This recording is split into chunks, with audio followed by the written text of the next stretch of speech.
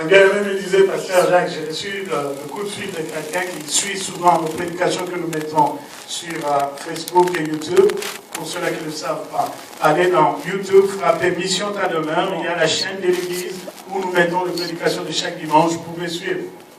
Un bien-aimé me disait, il y a quelqu'un qui a suivi, qui m'a appelé, il me dit, mais Pasteur Jacques a des thèmes bizarres, des thèmes que des fois je dis, bon, je vais juste écouter et voir qu'est-ce qu'il y a là-dedans.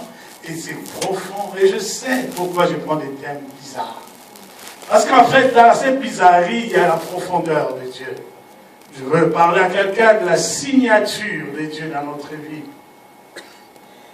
Il y a quelques années, on s'est retrouvés, je me suis retrouvé cette année-là dans 3 différents endroits du monde. Et dans ces 3 différents endroits du monde, j'ai eu l'occasion de voir des très très belles choses, des œuvres d'art qui sont extraordinaires. J'arriverai par exemple à Vegas, je regarde des bâtiments qui ont été construits, des chefs-d'œuvre, et à côté de chaque bâtiment, il y avait quelqu'un qui expliquait qui a réalisé ce projet. Et j'étais ébloui par un des bâtiments, quelque chose de beau qui a été... on est resté quelques instants. Je ne veux pas faire la publicité de cet endroit-là, je garderai le nom, mais je dis que j'étais ébloui par la beauté de ce bâtiment que je demanderai à mon ami qui nous a amenés là.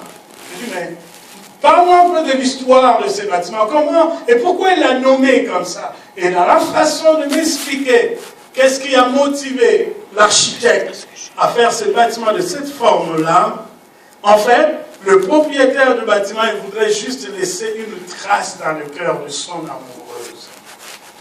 Il a mis des milliards de dollars pour lui dire, même si tu divorces avec moi aujourd'hui, toi là, dans ta vie, tu m'oublieras jamais.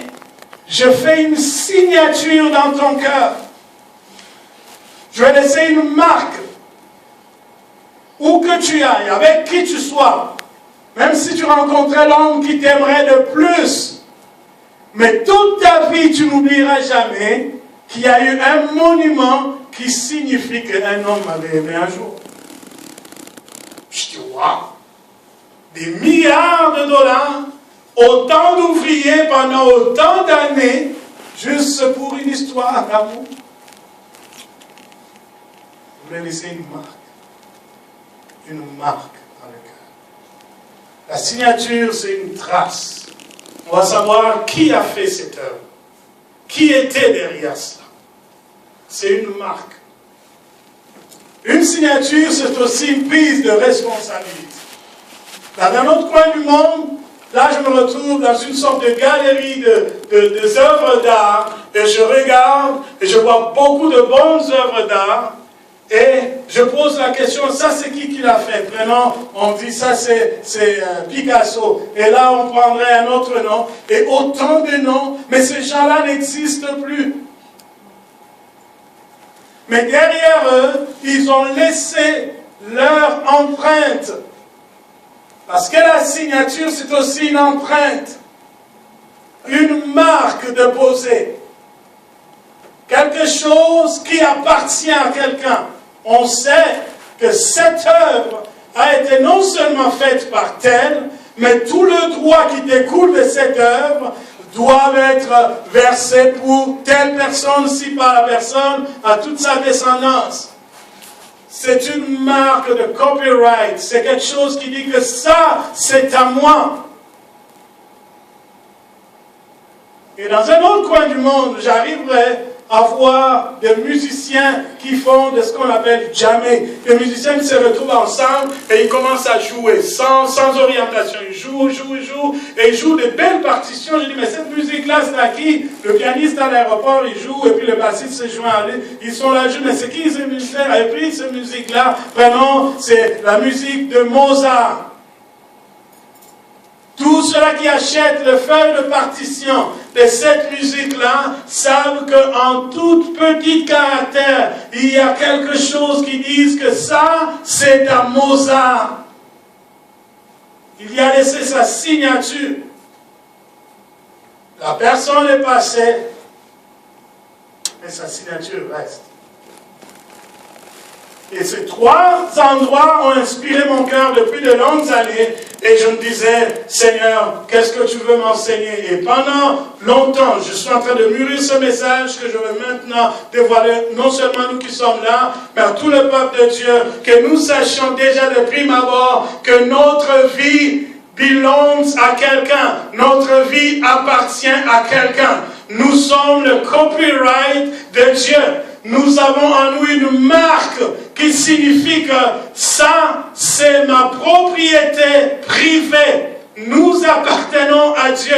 Et je veux pendant 3 week-ends nous démontrer comment, dans toute sa sagesse infiniment variée, le Seigneur a laissé soit une trace qui te dirait que où que tu ailles, même si aujourd'hui tu fouillais mon œuvre, même si tu allais loin des extrémités de la terre, il viendra un moment où tu t'arrêteras et tu fouilleras au fond de toi, tu trouveras une trace de son passage dans ta vie, et c'est cette trace qui te ramènera où que tu ailles, vers la maison de l'Éternel, parce qu'en toi il y a une signature divine. Je veux dire aussi à quelqu'un d'autre que toute ta vie est une œuvre d'art que Dieu a eu à façonner depuis très très très longtemps, avant même que tu n'eus pensé l'aimer, avant même que tu sois conçu, quand tu étais un fœtus, et alors même que tes parents n'avaient pas pensé se mettre ensemble, tu existais dans la pensée de Dieu.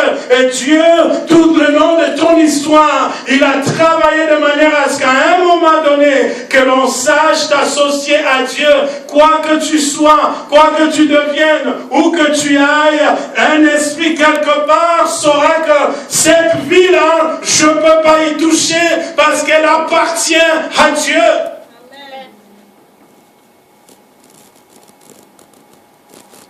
Dieu, pendant ces 3 week-ends, va aussi nous enseigner que même la diversité qui nous sépare des différents coins du monde, la diversité des cultures, la diversité des régions et des climats ne pourra rien changer à ce que nous avions en commun. Nous tous qui sommes nés de nouveau, nous avons en nous une trace de la divinité qui nous a été donnée en Jésus-Christ, qui est mort pour nous sur la croix, et qu'il n'y aura ni blanc, ni noir, ni jaune, ni rouge devant le trône de Dieu. Un jour, lorsque nous le verrons tel qu'il est, il ne peut reconnaître en nous qu'une seule chose. Tous sont les rachetés par le sang de Jésus. En ce jour-là, la Bible dit, lorsque l'archange sonnera, tous ceux-là qui sont morts dans le Seigneur, quelqu'un a entendu? Tous ceux-là qui sont morts dans le Seigneur, et nous les vivants dans le Seigneur, que ce soit en Inde, que ce soit qu'on soit en Chine, qu'on soit en fin fond d'Haïti, ou alors au Congo, je veux dire que lorsque l'ange sonne, tous ceux-là qui ont la signature de Dieu dans leur cœur, où qu'ils soient, ils entendront la voix du Père, et ils se rassembleront, et ils chanteront la louange de Dieu, ils monteront dans les airs, et ils resteront dans toute éternité dans sa présence, et là on verra qu'une seule assemblée, il n'y aura pas plusieurs églises, il n'y aura pas plusieurs dénominations, il n'y aura qu'un seul peuple, et le seul peuple qui ne porte qu'une seule signature, ils auront sur leur front un seul nom, une seule marque qui s'appelle Jésus. Ce message vise à ramener quelqu'un à connaître sa vraie valeur. Premièrement, la deuxième chose que je vise dans ce message, c'est de dire à tout leader, à tous ceux-là qui conduisent un troupeau, bannissez l'esprit des dénominations, sortez de cet esprit sectaire où les gens ne travaillent que pour l'instant. Nous sommes dans un projet d'un grand Dieu qui avait dit qu'en ce jour-là, j'écrirai dans leur cœur mes lois, ils me connaîtront parce qu'en ce temps-là, ils deviendront tous mon peuple et je serai leur Dieu.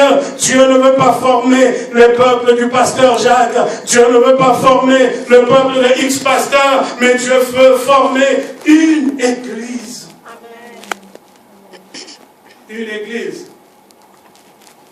Nous devons travailler de manière à ce que tout cela que Dieu envoie vers nous, dans les temps qui sont devant nous, qu'il n'y ait pas notre empreinte, mais qu'il y ait l'empreinte de Dieu dans leur vie. que notre nom ne soit pas le nom qui est plus prononcé dans leur vie, mais que ce soit le nom de Dieu. C'est la marque de Dieu. Vous savez, lorsque tu rentres dans un magasin, Mex, et que tu arrives là-bas, tu commences à demander un produit Guess, même la vendeuse risque de se fâcher. Parce que tu n'es pas au bon endroit. Là. Ou alors c'est une provocation. Nous, on est Mex, on ne vend pas Guess. Parce que nous avons une marque.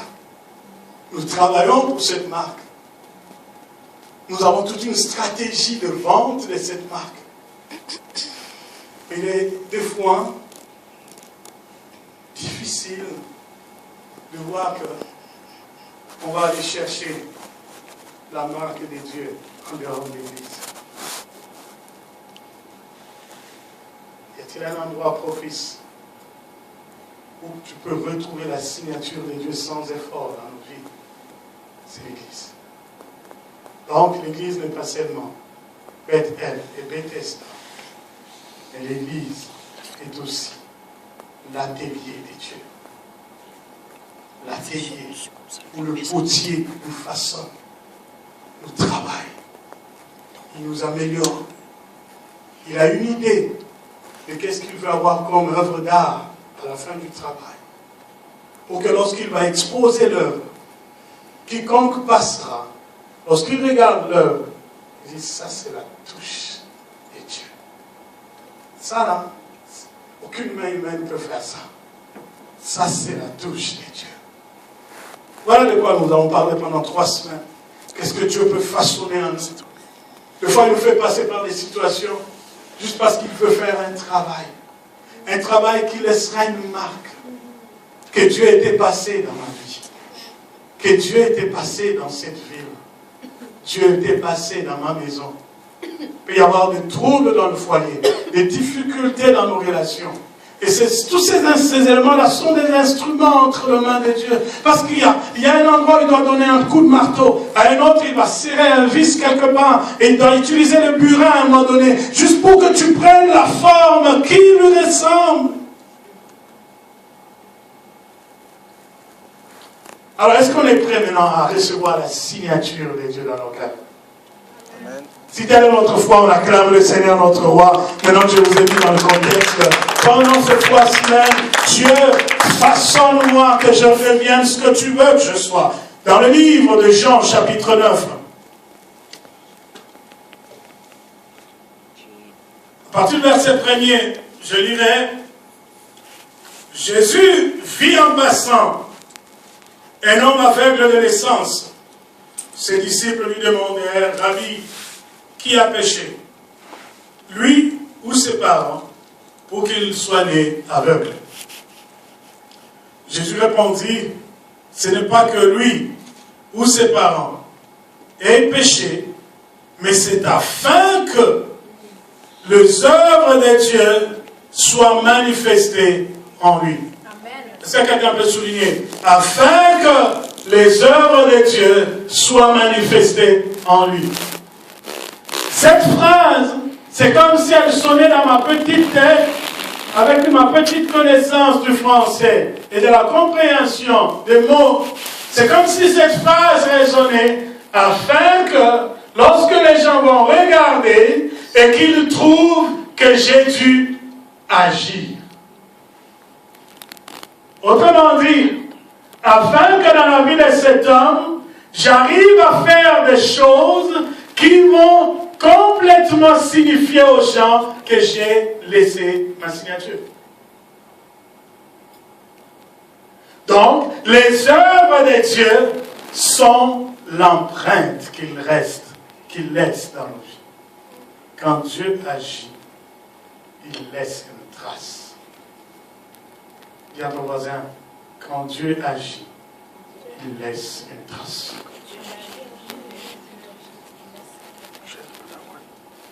Ce n'est pas un Dieu qui agit pour que ça soit mis dans les oubliettes. Tout ce que Dieu fait dans notre vie, il s'attend à ce que quelqu'un en entende parler. Quelqu'un devrait le savoir. Quelqu'un finira par le savoir. Il y a eu des hommes qui ont pris des résolutions de ne jamais parler de ce que Dieu a fait dans leur vie. Ils ont pris la résolution de ne plus jamais déclarer que Dieu a fait ceci pour moi. Parce que je me souviens, dans mon parcours avec Dieu, une dame avait l'habitude de passer régulièrement devant l'église et témoigner les œuvres de Dieu. Et l'église, souvent, elle est surprenante, l'église. Parce que dans l'église, on l'a surnommée Maman Témoignage. Parce qu'elle avait toujours quelque chose à raconter. Et finalement, elle a fini par apprendre qu'elle avait un surnom que l'église lui avait donné. Alors elle s'est résolue de ne plus jamais passer devant témoigner les choses de Dieu. Et un jour, le Saint-Esprit nous amène à porter la parole sur la déception dans la vie des hommes qui servent Dieu. Et comment Dieu nous en guérit. Et je suis arrivé à un moment donné à parler de Jérémie. Et Jérémie avait pris la même résolution que cette maman. Cette fois-là, les motivations étaient plus profondes que ce qu'a vécu cette maman. Mais une des choses qu'ils avaient en commun, c'est que Jérémie, dans la lamentation, disait « Je me suis résolu dans mon cœur de ne plus jamais proclamer la parole de Dieu. Je ne dirai plus jamais que l'Éternel a fait ceci. » Pourquoi? Parce que les hommes de son temps, ils s'étaient ligués contre lui. Ils ont dit, nous allons tuer cet homme. Comment? En utilisant notre langue. Et quand Jérémie a appris tout ce qui se disait sur lui, tout ce que les gens racontaient sur lui, il s'est résolu dans son cœur, je ne parlerai plus de l'Éternel. Cette génération n'est pas disposée à entendre Dieu. Mais la Bible dit, il s'exclame en lui-même. Bien que j'ai eu à penser comme ça, je ne pouvais pas, c'était plus fort que moi. Parce que j'ai vu l'Éternel me faire manger le rouleau. Un ange de l'Éternel lui apparaît et dit, Jérémie, mange. Il dit, ça bouillonne en moi, dans mes entrailles, c'est plus fort que moi. Dans les textes, c'est comme si c'était juste... il a dit ça ici, et puis 2-3 minutes après, il a vu le rouleau. Non, ça parle de toute son expérience. Il y a eu du temps, il y a eu des événements qui se sont passés, et à travers ces événements, l'homme de Dieu est arrivé à une conclusion. Je ne peux pas me taire, je ne peux pas me taire. Si je prends la résolution de ne plus être le canal par lequel le Seigneur doit passer pour témoigner aux hommes qu'il existe, alors Dieu m'en voudra. Il y a des domaines de ma vie qui ne marcheront pas parce que Dieu est jaloux de sa signature. Il veut que les gens sachent que ses œuvres existent.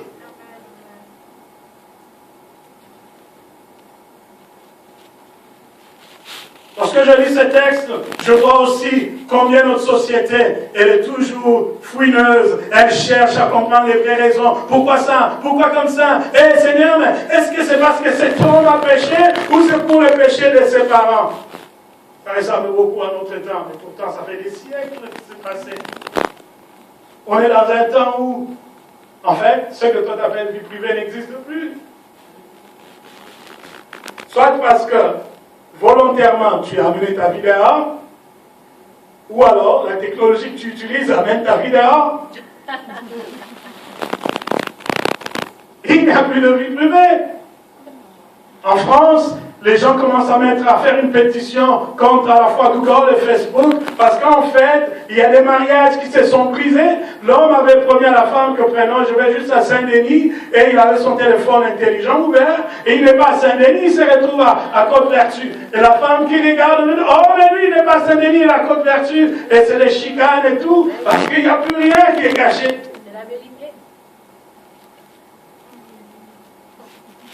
Je regardais à la télé, TVA, on disait qu'il y a un groupe de gens qui veulent mettre aussi une pétition et demander de poursuivre parce qu'il y a une firme de collecte d'informations qui a collecté des informations et on ne veut pas nous dire c'était dans quel aéroport, mais à un moment donné, entre les années 2010 et 2012, je pense, chaque fois, tout quiconque a traversé une certaine ligne à l'aéroport, quel que soit ton téléphone, c'est que tu avais comme téléphone intelligent. Toutes les conversations que tu as eues, tous les échanges que tu as fait en texto, tout cela que tu aurais appelé, tout est enregistré.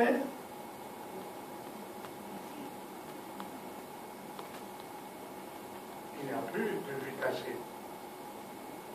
Et tu fouilles dehors, tu dis, ok, les gens parlent trop de ma vie, et j'arrive à l'église, et je trouve que l'église est encore pire que dehors. L'église est devenue l'endroit où tout le monde connaît tout de tout le monde, cette fois-là, à de mauvais côtés. Toi, tu penses que tu es nouveau dans l'église, tu arrives, tu te dis, bon, je vais me mettre derrière, personne ne me connaît, je passe inaperçu. À la fin, quelqu'un vient et te salue par ton nom. Oh, comment ça va? Et tu te dis, comment il me connaît? Ah, c'est pas vous qui avez perdu un enfant une fois là? Comment il connaît tout ça?